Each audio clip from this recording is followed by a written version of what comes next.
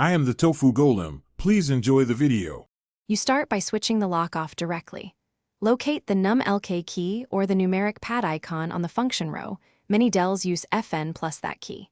Press num-lk once or hold Fn and press the labeled F key. This toggles the embedded numeric pad behavior.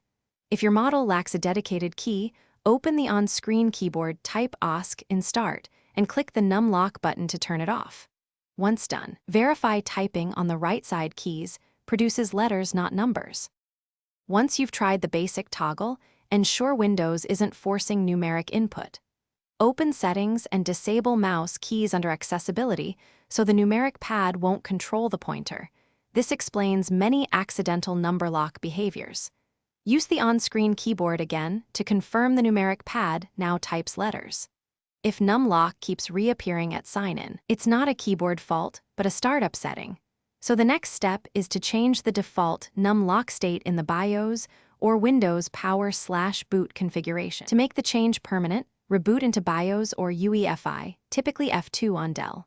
Find the keyboard or post settings and set num lock on boot to off, save, and exit. Windows will start with num lock cleared.